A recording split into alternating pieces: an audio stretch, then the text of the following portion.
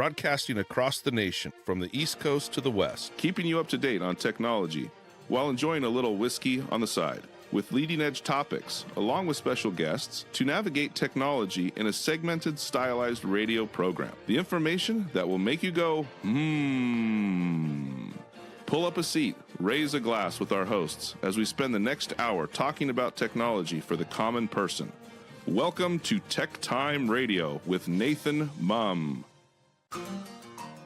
Well, welcome to Tech Time with Nathan Mumm, the show that makes you go, technology news of the week, the show for the everyday person talking about technology, broadcasting across the nation with insightful segments on subjects weeks ahead of the mainstream media. We welcome our radio audience of 35 million listeners to an hour of insightful technology news. I'm Nathan Mumm, your host and technologist with over 30 years of technology expertise. Our co-host here, Mike Day, is in studio, and he's the award-winning author and our human behavior expert. Now we're live streaming on our show on four of the most popular platforms, including, of course, YouTube, Twitch TV, Facebook, LinkedIn, and we're encouraging Blue Sky. Please get your streaming service up and going. If you need any help, send me an email at nathan.mumm@techtimeradio.com, and I will help you so we can get streaming on that too. Hit your Blue Sky account. There you go. All right. We encourage you to visit us online at techtimeradio.com also and become a Patreon supporter at patreon.com/techtimeradio. We're all friends from different backgrounds, but we bring the best technology show possible weekly for our family, friends, and fans to enjoy. We're glad to have Odie, our producer, at the control panel today. Welcome, everyone. Let's start today's show. Now on today's show. That music makes me feel so good. All right, welcome to Tech Time Radio. This week, we're going to break down the biggest technology stories of the week and expose the trends shaping our digital future. Today, we're diving into a major court ruling that could shake Apple's grip on the App Store. What does this mean for developers and your wallet? Plus, OpenAI CEO Sam Altman has something to say about those polite prompts to AI. Could your manners be costing millions? Then Visa is pushing AI beyond simple chatbots into managing your finances. But how much control should we give these digital assistants? And in our letter segment, we're unveiling some of the latest scams hitting inboxes and messages submitted by listeners like you. In addition to that, of course, we have our standard features, including Mike's mesmerizing moment, our technology fail of the day, and our Nathan Nugget. But the most important part, our pick of the day whiskey tasting, where we selected picks will either get 0, 1, or 2 thumbs up by the end of the show. This is our, top of the month tasting. So that means we're going to have a lot of alcohol that Mark will come on in here and he'll explain what we got going on here. So it looks like we have 4 tastings that we get to sample today. So 4 shots. Yeah. Considering all that's going on, I think a couple more shots would be even better. Now, though, let's move on to the latest headlines in the world of technology. Here are our top technology stories of the week. All right. A judge just blew up Apple's control of the App Store. The judge in Epic versus Apple has banned Apple from charging a commission on purchases made outside of the App Store itself. Let's go to Lisa Walker for more on this story. Judge Yvonne Gonzalez-Rogers just ruled that, effective immediately, Apple is no longer allowed to collect fees on purchases made outside the app's software program and blocks the company from restricting how developers can point users. Apple says it will appeal the order. The ruling was issued as part of Epic Games' ongoing legal dispute against Apple. Rogers also says that Apple willfully chose not to comply with her previous injunction from her original 2021 ruling. Apple thought this court would tolerate such insubordination was a gross miscalculation, she said. The judge also referred the case to the U.S. attorney to review it for possible criminal contempt proceedings. An apple a day keeps the lawyers in play. Back to you guys in the studio. All right. So according to the judge, has stated that Apple is prohibited from, 1, imposing any commissions or fees on purchases that consumers make outside an app. So that means if you have an app, and this is really going to Epic and Fortnite. This is where this battle originally started. And if you want to do microtransactions in Fortnite, this is what Epic was saying. They used to send them to Epic Store. They would buy it at the Epic Store itself, and then it would be a part of your character. Apple currently, until this injunction again happened, would charge a fee for anybody that would do a purchase within the Apple environment itself. Now, they're also restricting developer-style formatting or placement of links for off-app purchases. They can't do that. So before, if you were trying to submit an app and you said, hey, come visit us online, then they would say, we're not going to publish you in the App Store. Blocking or limiting the use of buttons or other calls to action in the games. So if you're in a game and you want to buy something, you can buy it immediately. Interfering with consumers' ability to leave an app beyond providing a natural message apprising users that they're going to a third-party site. So Olivia Dalton, Apple's Senior Director of Corporate Communications, issued a statement asserting, we strongly disagree with the decision, but we will comply with the court's orders and we will appeal. Now, Tim Sweeney, CEO of Epic Games, announced that in light of their ruling, Fortnite will be returning to the U.S. App Store next week. Additionally, Sweeney has presented a peace proposal from Epic if Apple extends the court's friction-free, Apple tax-free framework worldwide. Will return Fortnite to the App Store worldwide and drop current and future litigations on the topic. So essentially they're saying if you keep with what the judge has ruled, and this is the second time now they've gone to this judge. So that she ruled first time it was illegal Apple. Apple did nothing. They went back and they talked about it. And Tim Cook's decision making. Why should Apple do anything? So they said, screw it, we're not going to do anything. And so they went to the second time. So Epic says, hey, we'll drop this lawsuit. I think Apple will absolutely lose the Epic lawsuit. I think it will be in the millions to billions of dollars that will be rewarded to Epic for this lawsuit in itself. They said that we'll stop right now if you just let us publish the deal. Now, Apple takes 30% in app purchases. So this is right now, if you order something for $10, you're paying $13 for the item itself. $10 only goes to the actual provider of the utility that would be available. And for doing absolutely nothing, Apple gets their 30%. This has now been removed. Now, Apple instituted a policy requiring developers to pay a 27% commissions on those transactions. So they collect 30% from the person.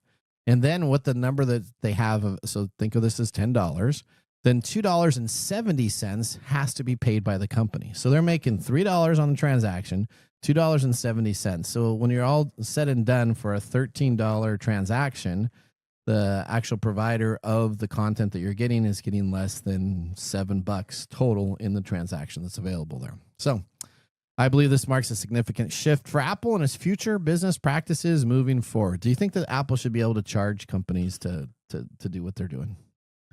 Well, I don't know. Explain it. I think you're both kind of 50-50. This just goes back into what is ethical and necessary and how these billionaire companies are getting away with ripping off anybody they can rip off, right? Yeah. Because they're doing it, Meta's doing it, Amazon's doing it, everybody's doing it. Yep. And, it's kind of funny that we keep reporting on these court cases and Apple's just like throwing up the middle finger to And they just say, like, okay. Thanks for your decision, but we're not changing a darn thing. All right. Apparently she was a little peeved by that. She is very says this is the wrong judge to have, and the continuing. So she decided to send it up a court for criminal investigations. That does not happen. So this judge is so messed up. Yeah, I don't think the judge is messed up. Well, I think that she's so pissed off. Sorry, I think we talk about it quite a bit, but these companies, these huge mega corporations, are running roughshod over a lot of things, and they should be held accountable. I agree. All right, you got story number 2. Hopefully it's a little bit nicer. I don't know. Okay. Did you know that saying please and thank you to ChatGPT wastes millions of dollars? I did not know that. Yeah. Explain more. Apparently, that is true. Sam Altman, the CEO of OpenAI, recently stated that users' courteous behavior towards AI chatbots, such as saying please and thank you, cost the company millions of dollars. Okay. When a user on X questioned how much OpenAI loses because of these polite actions, Altman replies that it totals tens of millions of dollars well spent. Okay. Although treating an AI chatbot with courtesy may seem trivial, experts believe that politeness influences AI interactions. Curtis Beaver's Microsoft Design Manager suggests that employing respectful language when communicating with AI helps generate respectful collaborative outputs. Essentially, polite requests establish a tone for responses that can lead to more effective and professional exchanges. A recent survey conducted in late 2024 found that 67% of AI users in the U.S. reported being polite to their chatbots. Among these users, 55% said it was because it's the right thing to do, while 12% did so to appease the algorithm in case of a potential AI uprising. Okay, all right. Okay. Though the idea of AI rebelling in the future may seem humorous, the environmental consequences of such interactions are very real. A study by the University of California and the Washington Post revealed that creating a simple 100-word email using AI requires 0.14 kilowatt hours of electricity, which is enough to power 14 LED lights for 1 hour. If someone sent one AI-generated email each week for an entire year, that would use 7.5 kilowatts of energy, approximately equal to the energy consumed by 9 households in Washington, D.C. for 1 hour. Given the enormous number of prompts and queries that an AI handles daily, the total energy consumption soon becomes astounding. Data centers that support these chatbots account for around 2% of the global energy usage, and this figure is projected to increase significantly as AI becomes further integrated into everyday life. Sam Altman stands by his assertion that being polite is worth tens of millions of dollars, emphasizing that the price tag pales in comparison to the value of old-fashioned courtesy. All right, so let me ask you about that. Do you, when you are working with, because you use AI, you said you use AI to help you out. Do you say thank you to it? I don't do it. I say thank you to Alexa when she does what I need her to do. Okay, so you say thank you. Yeah, Okay. it's just kind of ingrained in me. I don't do it when I'm typing out things. All right. That doesn't make any sense to me, but Well, sometimes it prompts you back, is this the right response? And so I always respond, yes, thank you. So I don't for some reason I don't translate it like that. When I'm talking to the frickin' Alexa thing and she does what I need her to do. It's imposed like a voice, so you think it's like kind of like a person? Well, Persona? yeah, Okay. it's kind of like that. Thanks Alexa. Oh, and she'll say you're welcome. Yeah. And then when she doesn't do what I want her to, and I call her all kinds of bad names, she just makes a funny sound and turns off. Wow. Okay. Well, wow. I've never really got after my Alexa a whole lot. I do all the time because I ask her queries, and her answer is like, I don't have the answer to that question. Like, why the hell do you exist? Okay, well, turn on your lights. I do it with my phone in my car too, and I'm driving around and I'm trying to do things with my phone. Okay.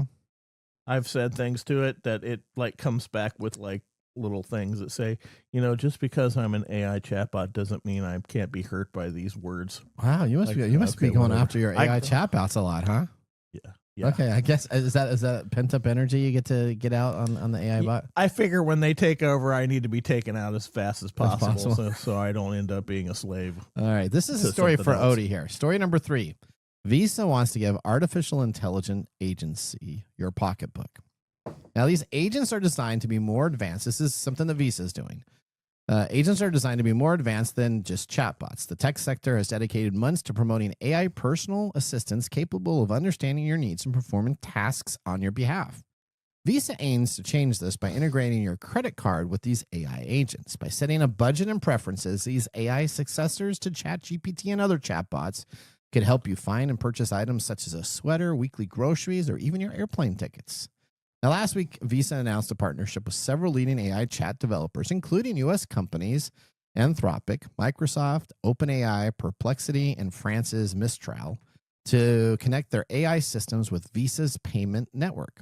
Visa is also collaborating with IBM online payment firm Stripe and phone manufacturer Samsung on this initiative. Now, the pilot projects will commence in the next couple of weeks with a broader rollout anticipated over the year. Now, the San Francisco payment company believes that this will be the futuristic way of making purchases. So we're already kind of doing this, if you think about it, with Apple Pay, that effectively turns your phones into a credit card. Now, think of similar vetting process for digital credentials that would empower AI agents to operate on the customer's behalf, assuring buyers, banks, and merchants that transactions are genuine and that Visa will then manage any disputes. Visa doesn't imply AI agents will fully take over the shopping experience. However, they might take over tasks for some tedious, like grocery shopping, home bills, home improvement items, or even maybe Christmas lists. But other items considered to be a little bit more complicated will still encourage people to purchase luxury goods, entertainment, and other items that customers wish to fully engage with the decision-making process. Are you concerned about credit cards taking over in purchasing? Now, let's just talk about what the Federal Reserve came on out, saying that over America right now, the consumer balance on credit cards has reached $1.21 trillion of debt that is owed out there on credit cards. Would you turn your AI bot over and let them purchase and manage your budget? Well, that's a lot of dead air there. All right, what are you thinking? No. What you would say? No. That feels so weird. Well, so this is what's happening. Would you allow an AI chatbot to? Does that mean that they're looking into everything that I'm doing and they know what I bought? So they'll even suggest. So odd. So they will suggest for you on ways to save money.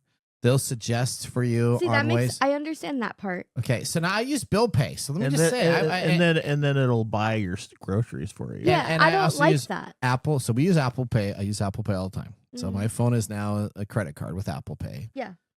I do a lot of online bill pay or stuff. I think most of us do online bill pay, but So what's the difference of just having an AI bot take over your bill paying processes? well, let's see. Visa being a for-profit company, maybe the more that they buy for you, the more they make. Well, yes. So this is to compete with cryptocurrency. This is Visa's attack on cryptocurrency because cryptocurrency is gaining popularity. I was down at the local Kroger's here. You know, you can now pay for your groceries on both Ethereum and Bitcoin. No, That is now an option to check out. You got cash, but that's what check. that was designed to do, right? It's designed to eventually get rid of regular currency. That is. So Kroger now has an option where I can actually literally put in a bit. Now, I didn't do all the work for it, and I've heard that it's just cumbersome because you have to know your password. You have to know what your transaction is. But soon, if Apple Pay comes up with cryptocurrency holding, and I just go there and I Apple Pay, I put my phone up there, cryptocurrency pays for it, boom.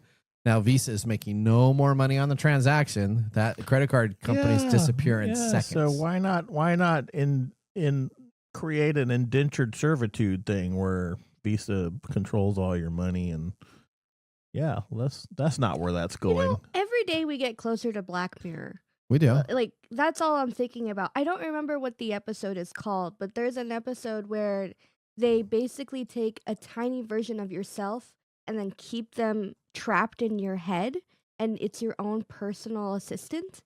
That's what I'm thinking about in this whole sense. That every day we're getting closer to that. Yeah. Yeah. Well, It's not, this is something little that self. seems innocuous when you first hear about it because it's saying, well, we're just going to do what you're already doing with these other companies. But pretty soon it'll be like, hey, you'll get a message and, hey, we noticed that you buy Diet Coke every other week. Do you want us to go ahead and do that for you automatically? Yeah. Sure. No, I don't want that. So it's called the memory device grain. That's what it was called. That little that was in there. Yeah. So that was what it was. Yeah. So See, that's terrifying. I'm actually kind of okay with it. I would actually probably be one of the early adopters of that. Really? Yeah, because I already have all my credit cards. They're already getting paid for my Comcast. They're already getting paid for Nathan's StreamYard. They're already getting kissing up paid to the for AI. I mean, so I that understand it in the they sense keep of them like alive when bill they take pay, over. not it be something like not having to think, but making purchases on its own Yeah, I think based on my history, I would hate that. Okay, all right. But helping me manage what I'm doing. Do you like shopping though? Yes. I hate shopping. So you know what? I think as an early adopter of hating shopping, maybe that's the key. You know what? Go buy me a new sweater every 3 months when I need a new sweater. That'd be fantastic. Who does that? What? Exactly. Who Thank you. does that? Thank you. I use Stitch Fix. I get all my new clothes. Yeah, because you Oh. hate shopping. I do. So this is I- ideal That's for why you look like a schlub all the time. Oh no! Come on. This. Come on. My guy from New York picked this out. This looks fantastic. All right. Yeah, but that's a It looks person. fantastic on a That's not an mannequin. AI. I don't know if it's a person anymore. Okay. I think it could easily be an AI. There's no reasons why it has to be a person. This is They just put a surreal, man. Yeah. Okay.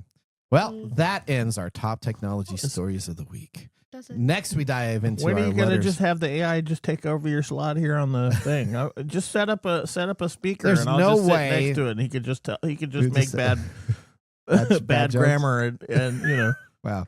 We're going to dive into our letter segment next, featuring scams submitted by listeners and some studio selected issues. Be sure you're listening and share this segment with a friend. Get ready as we hit 88 miles per hour on our way to the next segment. We'll catch you after this commercial break. Looking for custom glass solutions for your next commercial project? Hartung Glass Industries is your trusted partner in custom glass fabrication. For over 100 years, Hartung has delivered proven manufacturing expertise, comprehensive product offerings, and dependable service and quality. From energy-efficient facades to custom shower doors, we create glass solutions tailored to your project needs. With 8 facilities across the U.S. and Canada, we combine national expertise with a local touch-ensuring faster service and unparalleled customer care. Hartung Glass Industries, where quality meets innovation. Visit hartungglass.com to learn more. All right, welcome back to Tech Time with Nathan Mumm. Our weekly show covers the top technology stories without any political agenda. We verify the facts, and we do it with a sense of humor in less than 60 minutes, and of course, with a little whiskey on the side. Today, Mark Gregoire, our whiskey connoisseur, Resident chatbot. is in studio and has our monthly tradition. Mark, explain to us what we're doing with this whiskey at the beginning of the month for all of the new listeners. Yeah, today we're doing the 2024 Flavor Advent Calendar. This is our round 5.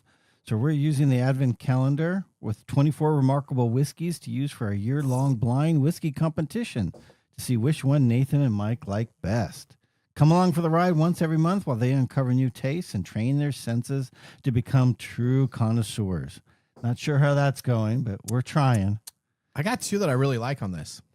Today is round 5, where they will choose their winner to move on to the semifinals. If they disagree, I will be the deciding vote. Oh boy. Okay, so this is group Looks like 5. we're disagreeing Do so we far. how many preliminary rounds do we have?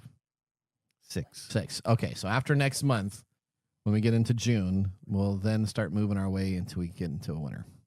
All right. Right. I like 2 of these a lot. Let me tell you a little about today. Our samples are all bourbons. However, they're a mixture of blended straight bourbons and toasted finished bourbons. Now, a blended straight bourbon is a blend of 2 or more straight bourbons, possibly from different states or distilleries, but without any added neutral spirits, flavors, or coloring. Toasted finished bourbons are bourbons that undergo a secondary maturation in toasted barrels, often following initial aging in a traditional charred oak barrel.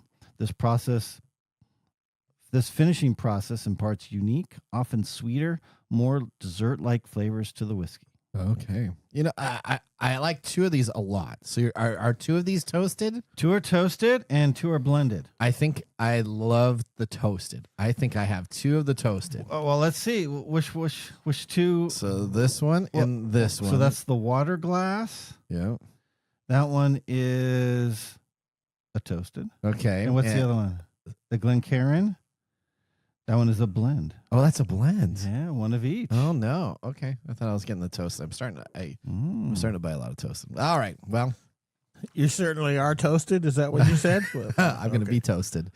Well, let all our listeners and viewers out there, don't forget to like and subscribe. Drink responsibly, especially when you're doing a lot of whiskey tasting, because heaven can wait. All right, Mark. Thanks so much. All right. With our first whiskey tasting completed, let's move on to our feature segment. Today, we bring back the funny yet informative reading of emails that I received during the week. This includes scam, phishing emails, texting scams, and all-out mistruths disguised as legitimate emails in a segment we call Letters.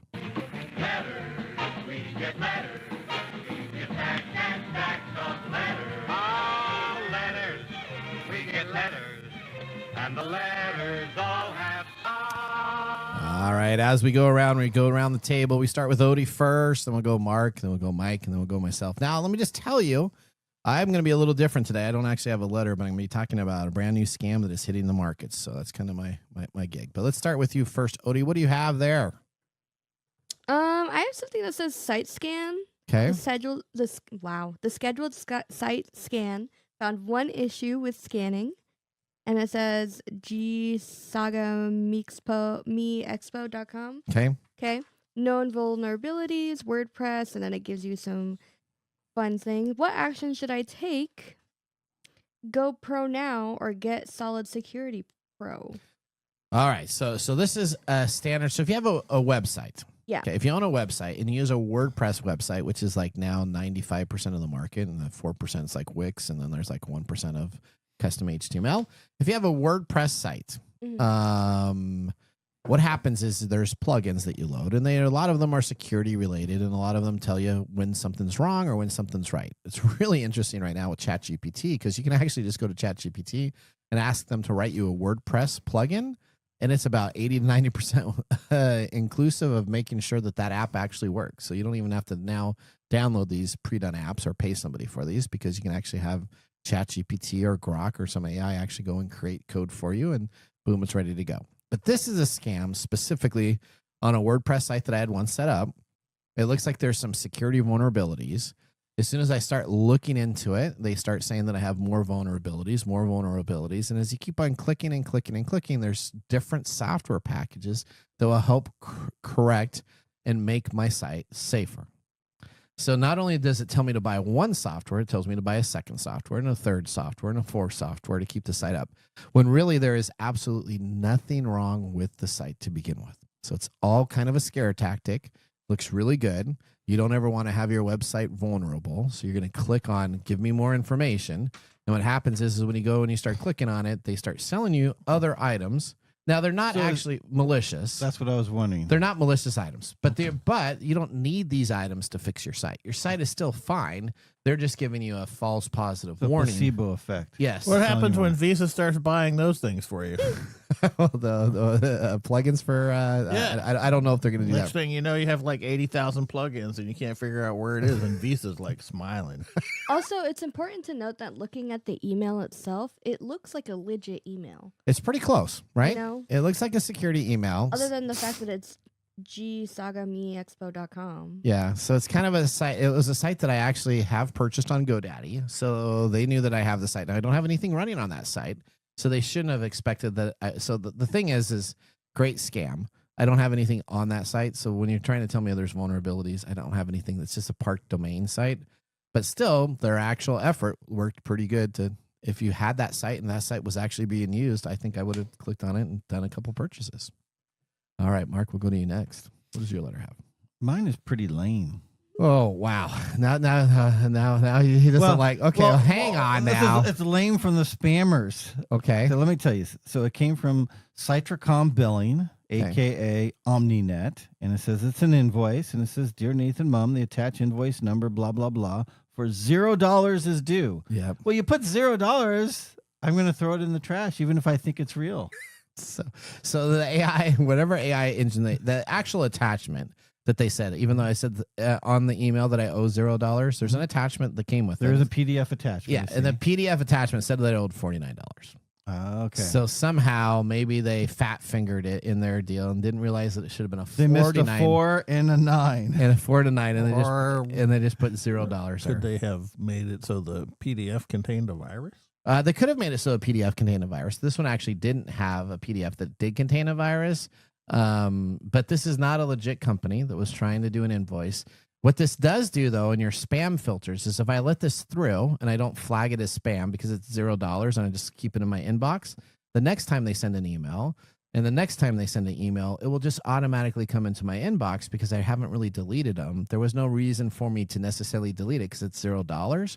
So I'll just let it kind of hold out in my inbox, which then creates a false sense of Did this security. actually come into your inbox or did this come into your spam folder? No, it came into my inbox. Oh, it actually made it through the spam. Yeah, because they've sent me a couple others at $0 that I just kept in my inbox and I never really deleted. And so now all of a sudden they come in there, and when the next time they want to charge me $60, $90 or whatever, they're going to be right there. So what you're recommending then is right click on it and say mark as spam. I should do that. But then I have about 2,000 unread emails. So I'm not a very good job. I grew up in the Gmail era where you could just have like all of your items in your inbox and you'd star them. You didn't have categories back in the day. You would just star them in your inbox. And so I developed the habit of having like 20 gig inboxes. So yeah. Okay. All right. continuing on, we'll talk about my bad processes of my inbox. Yeah. Okay. Why not? All right, what do you have here? Yours is scary. Mine is? Yeah, I almost clicked on yours. Oh, okay. Well, That's why it's scary. That's Because you why almost clicked on it. Okay. it is from Yeah. 501c3 Center Company. Okay. With hello at my501c3center.com. And 501c3 is a not-for-profit classification.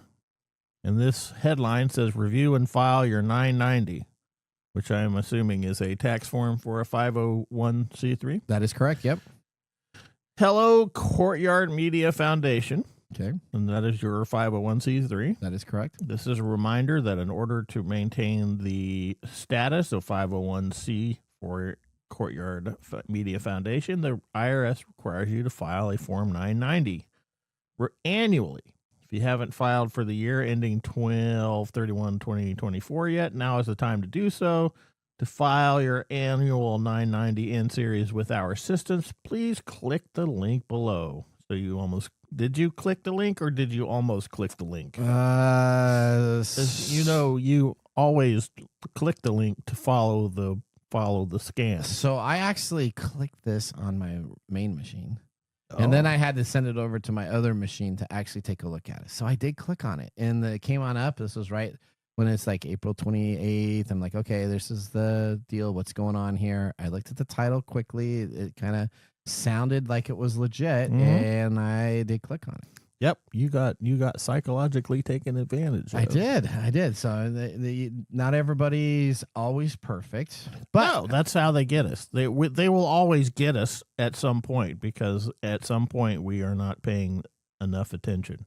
Now, what I will say is that it's supposed to take you to the IRS to get your form, right? So it took you to a mocked version of the IRS. Oh, they tried to fake it. They tried to fake it, but now the IRS website is blue. So if you ever go and file anything with the United States, almost all of the governmental websites use blue as a primary color. So this website had yellow as a primary color. Probably the worst color to choose to alert somebody when you're going to the fake web page and all of a sudden say, this does not No, look. that sounds really good because they just peed all over you. Is that what it is? Yeah. Okay. So that Sounds like it. That sounds like it. So the website actually is what triggered me. And I go, this does not look right. I know all government sites are normally blue. Now, in the state of Washington, it's very green. So, I mean, we have normally colors that are profound with each of the states that you are in and have stuff taken care of. So that was it. Well, could you also, after you click on the link, couldn't you just look if it was a .gov? I did look up there too. But the first thing that came on up was it was just yellow. It was just yellow. Still, the link is just a bunch of gibberish. Yep. It's KBOJ-ZGPM. Yeah, but you don't see that link until you print it out, right? So when you just see the HTML that was there, the HTML was covered, so I did not see that itself. You didn't hover your mouse over it, which is a little trick. I was in a hurry, so I had some bad. You need to listen to TechTime Radio's letter segment. This is where psychology works against you. This is what Visa is counting on. Oh, you're going on that Visa thing. I'm just going to hang on Visa because that's ridiculous. I'm going to ask you a question about Visa. Yeah, I know. You already know my answer, too. All right, well, I don't know your answer necessarily. All right, here we go. Here's mine. Now, everybody listen up to this one. All right. Okay, Odie, are you ready? Because I don't know if you've gotten this. Have you received a package from Amazon or one of your retailers that all of a sudden had a QR code inside of your package and asked you to fill out a survey for them? Or have you received something where you purchased from Amazon or an online store and it had a QR code in there and it asked you to give them feedback or to give them a rating? Sometimes they even incentivize you to do this and give you money for a positive rating. Then all you got to do is show it to them and boom, they'll give you some money back on PayPal or through another area. Or received a box that you did not know where it was coming from with a QR code on the outside. Has that happened to you? The only time I've ever written a review is if I really love the product or if I really hate the product. But let me just ask you, have you gotten a QR code in a package? No. You've never gotten a QR code in a package? Probably, but I'm not going to click on it. I have. Okay, you have. Mark, have you done it? Oh, absolutely. Okay, so guess what? The newest scam that's going on is that people are actually selling products, putting in malware in the QR codes. So what happens is you open your phone to give a review, You scan it because it's getting so easy, and you just think, okay, I've done it before, and there hasn't been a problem. So these new scammers are actually working with low-end products. So let's say you buy a cheap headset, or you buy some cheap knockoff iPods, or some type of speaker system, or anything, a cable. You get that rating in there. Now what fraudulent people are doing is putting in QR codes that immediately load malware on your phones and take over your phones when you do that QR code. Okay. Huge hit that is hitting right now. And it is called now, what it is a brushing scam. That's its new term of a brushing scam, where the thieves essentially are giving you access to information, working with the person that is actually selling the product to provide a QR code that they don't really care about the survey with, but immediately captures your phone. If this happens to you and you do scan this QR code, it will immediately shut down your phone, brick your phone, lock your phones, or immediately send information on the back end to this third party that has an open portal to your phone itself. Treat QR codes the same way you do links now. With What's emails. the point of bricking somebody's phone? What was the point of bricking somebody's phone? Yeah. Just to cause them grief. So it's just a griefing Yeah, thing? just a griefing thing. But if I am buying some cheap headphones from China, and Maybe that's what happened to my old phone. So did your own phone just stop working? Yeah, it just stopped working. Did it really? Yeah, but I don't think I scanned a QR It could have been. It could have been. Could have been that you did a QR code, and maybe it got bricked. It could have been bricked. So treat QR codes the same way now. Do not click on them immediately on your phone. There are new companies that are coming up with ways to actually have QR code antivirus processes that will create a portal that will verify the QR code is correct, but be careful. At what point do we as a culture or a race or whatever just go, this is absolutely ridiculous? I don't know. So I use QR codes for a huge marketing event that I do. I have them all over the local town. That's why they work. They're easy. You can take them from away. You can order tickets from it immediately when you just go up. You scan by it. So mine are legit. Now I'm worried about my marketing. If this gets out there, now I'm kind of sad because I'm going to lose all that momentum of what I actually have there. I'm gonna go dig my virus QR code and paste it right over all your stickers. Is that what you're gonna do? Oh, yeah, on the posters. Yeah. See, this is how laziness works in your favor. What's that? I get those things and I'm like, I'm not gonna do that. You just don't fill them out. I don't fill out surveys. I don't fill out. I don't scan QR codes. I'm like, this is too much. This is too much cognitive load. I'm not doing this. Okay. Yeah, I'm in the same bracket with Mike. Okay. The only way that I feel like they would get me is if, like somebody like Mark puts a false QR code on top of the real one of something like a restaurant, and then I'm screwed. Well, just think of all the places that you go to and you now do a QR code for a menu. Well, that's how I got in trouble. That's what I'm saying. That's how I got in trouble with that parking thing. Yes, you did. Because somebody had a QR code. And you scanned it. And I scanned it, legit. and suddenly, now I had to go and get my cards changed because they had my card numbers. Like, F this. Yeah, you got to be careful. All right. That ends our positive segment we call letters. Positive. Didn't you have a letter? I just you just did it. I just did the whole thing. All right, there you go. I must have missed that. I was thinking too much. Yeah, you're on the AI visa kick. So let's move on to Mike's mesmerizing moment. Welcome to Mike's mesmerizing moment. What does Mike have to say today? All right, Mike, would you like to have an AI bot that purchases standard items and manages your financial situation? What do you think? Well, no. No. No. Because actually, I said yes. So I mean, that's because you want to flirt with Dan. Did you ever do you? I bet you money that you did the old what are those called? B&G or B&G. What was it? What the CD of the month clubs? Remember those? Yeah. Columbia Club. Columbia House. That. Yes. I did that too. It was for tapes That's back in my day. That's exactly what this is. It's a modern day Columbia House No, thing. I got 10 tapes for $1. I know. And then I just had to get one tape for 12 months. Yeah, but then you had to pay, right? Yeah, so then I had to pay like $10 for 12 months. Or you had to send it back. So they were just saying, if you don't like this, send it back. Well, you had to send it back within a week. Right. And back in the postal mail, service, you'd never get it back in a week. And the point was that it was making it so hard for you to send it back that you would just pay. So I the picked money. out all my rock and roll, AC/DC, Guns N' Roses, This is all what that. this is. And guess what I got? All the rest of the months I got country. So then all of a sudden I got into countries. So Kenny Chesney, all these other type of stuff. So these are horrible services. You're right, Mike.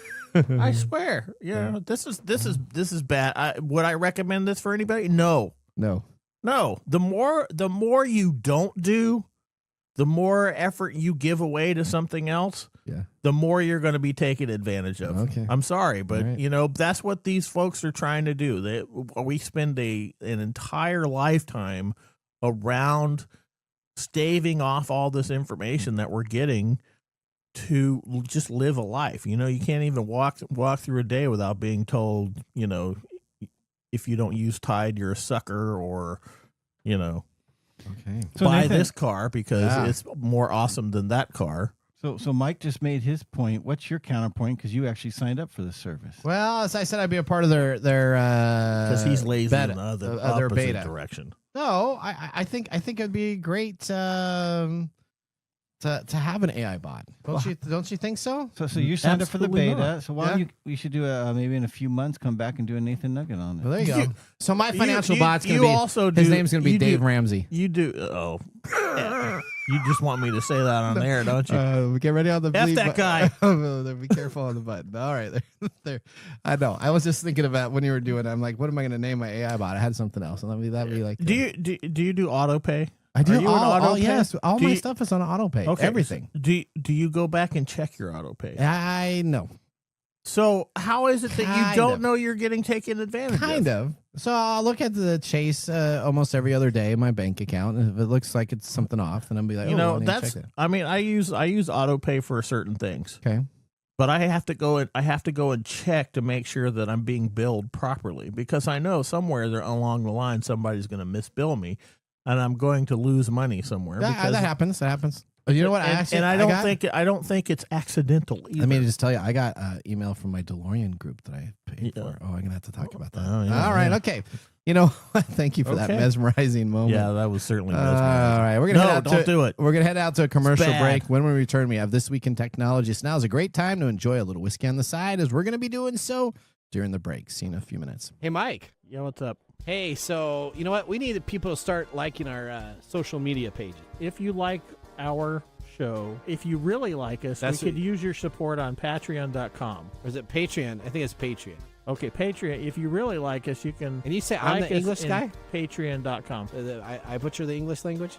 You butcher the English Okay, language so it's all the time. It's Patreon.com. Patreon.com. If you really like our show, you can subscribe to Patreon.com and help us out. Oh, and you can visit us on that Facebook platform. You know, the one that Zuckerberg owns? The one that we always bag on? Yeah, you can. We're on Facebook, too. Yeah, like us on Facebook. Do you know what our Facebook page is? TechTime Radio. At TechTime Radio. Yeah. You know what? There's a trend here. It seems to be that there's a trend, and that's TechTime Radio. Or you can even Instagram with us. And that's at TechTime Radio. That's at TechTime Radio. Or you can find us on TikTok. And it's TechTime Radio. It's at TechTime Radio. Like and subscribe to our social like media. us today. We need you to like us. Like us and subscribe. That's it? That's it. That's that simple. And now, let's look back at this week in technology. All right, we're going to go all the way back to May 11th, 1997. Deep Blue defeats Kasparov in a chess tournament. The IBM Computer and Artificial Intelligence Deep Blue defeats reigning chess champion and one of the greatest chess players of all time, Garry Kasparov, in the sixth and deciding game of the tournament match, thus becoming the first time a computer defeated a chess champion in match play. The defeat as a reigning chess champion at the hands of artificial intelligence made headlines around the world and marked a milestone in the development of AI and machine learning. From this early landmark moment, the advancement of computer power and machine learning has created even more powerful artificial intelligence that can perform more complex tasks in seconds versus the human brain. Well, that was This Week in Technology. If you ever wanted to watch some tech time history with over 240 plus weekly broadcasts spanning our 4+ years of video, podcasts, and blog information, you can visit us online at techtimeradio.com and watch our older shows. We're going to head out for a commercial break. When we return, we have our Mark Mumble Whiskey Review. See you after the break. Attention, all geeks and pop culture enthusiasts. Get ready for the ultimate celebration of everything geek at Geek Fest West Game Expo, July 18th through the 20th in downtown Everett, Washington. Join us for 3 thrilling days packed with cosmic cosplay, gaming tournaments, retro movies, and a street fair brimming with unique vendors. From the innovative Geektopia Vendor Hall to the Galactic Time Warp showcasing beloved film classics, including Ghostbusters, The Wrath of Khan, and our special 40th anniversary showing of Goonies. There's something for everyone. Plus, participate in interactive events, from keynote speakers each day to special guest artists. Tickets are on sale now. Secure your spot for this epic celebration at geekfest.com. Get your badges from one-day passes to VIP options and don't be left out. Visit geekfest.com. Geekfest West, the biggest gathering of geek fandom in Snohomish County.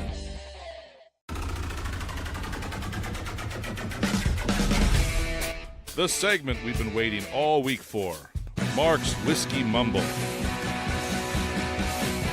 You know, Mark, how I know Nathan's not an AI bot yet?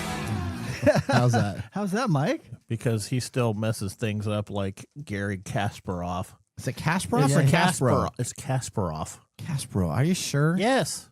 Okay. All right. We'll see. Listeners. That's how I know. Is it Gary Kasparov or is it Gary Kasparov? It's Kasparov. Okay. So you He's a listener- He's a Russian grandmaster. I know that. All right. So you listeners, you need to say, is Nathan right or is Mike right? Yeah, you know who's right. Okay. All right. Let's move on to our pick of the day. Not AI Nathan. Today, May 6th, we are celebrating a day that we are all currently celebrating right now. Kasparov Day. That would have been a good guess. That would have been a good one. Whiskey Day. It's pretty close. Okay. National Beverage Day. Oh, I like National Beverage Day. Now, we could not be more excited about National Beverage Day. The day encourages us to sit back, relax, and enjoy your favorite beverage. Beverages come in many forms, and the good news is there's one for every taste. The only thing that matters is that you pick up and make some of your favorite gathering with friends and family. So Kool-Aid. get ready to enjoy and unwind. Oh, I like some sweet tea. A little sweet tea. Well, What? Sweet tea. Have you ever been in the South? They always do sweet tea. That's like not sweet how tea? that's not how they say it in the South. It's Okay. not sweaty. It's Sweet not tea. sweaty. A little sweet tea. Okay. well, in celebration today, we have 4 beverages we are sipping on, and I did write with friends, but I'm not sure right now. Okay, well, you guys have us all getting liquored He's up. sweaty. So let me just tell you, the show gets a little bit more, the first of the month show is a little bit more degraded as we drink through all of our shots. Do you have a favorite yet? Or are you still deciding? I do have a favorite. I absolutely have a favorite. This is my favorite right here by far. And Mike, do you have a favorite? Yeah, that's my Oh, favorite. wow. Oh, you guys agree. We're agreeing so Wow. far. I don't Wow. even have to drink. So you guys all chose the one in the water glass, which is Yellowstone Special Finishes Collection Toasted. Oh, It's from Lux Row, which is now owned by MGP Ross and Squid. It's from Kentucky. This is a finished straight bourbon, so it is toasted. 4 years, 100 proof, $52. okay. All right.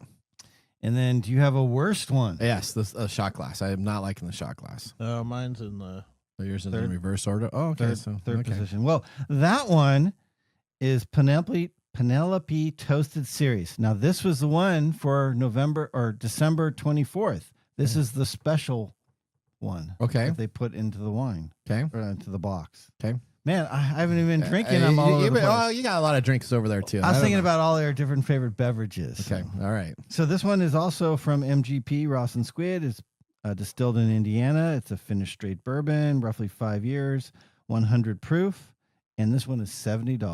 This is the Okay. most expensive one. Okay. That's good that my taste decided to go with the kind of the $50 bottle. Did you have a close second? I did.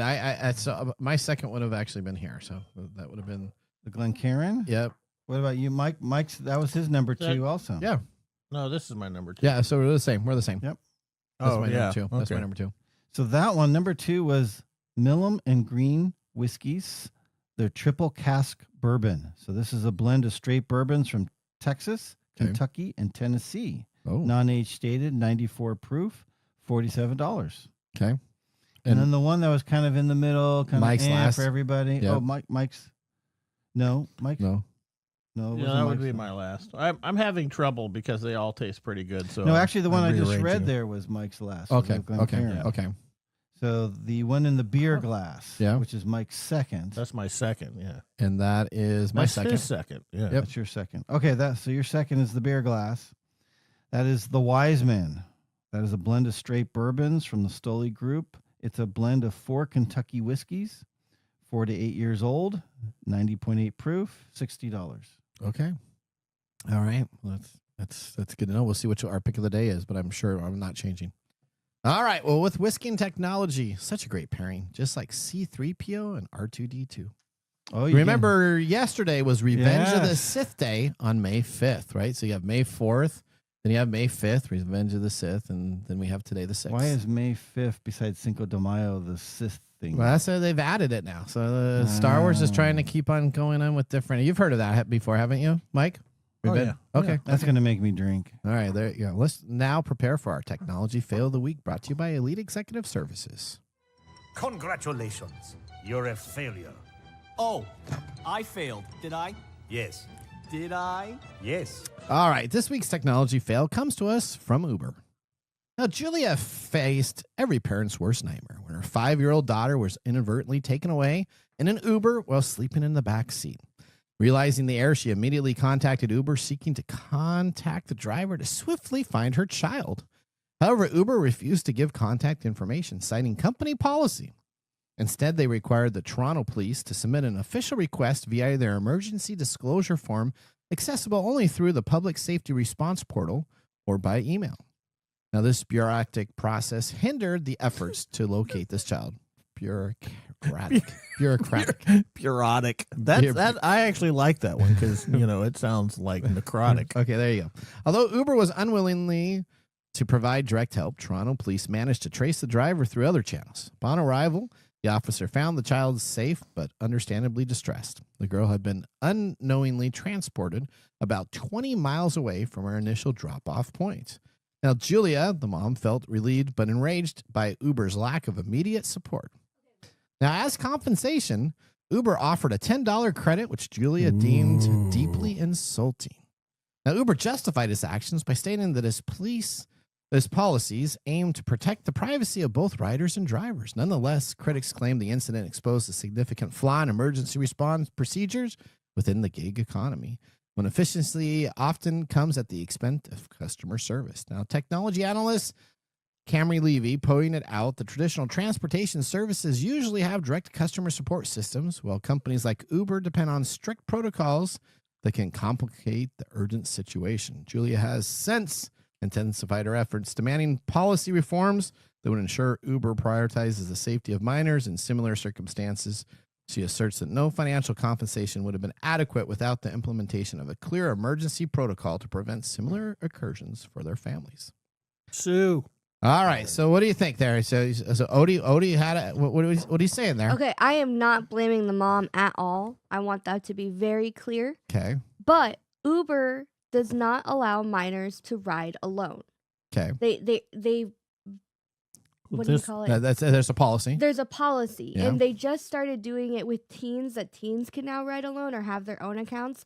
So I don't know about you, Yeah. but I wouldn't let a 5-year-old alone in somebody's car by themselves. Okay, Well, so she was unloading. That So wasn't she what had- happened.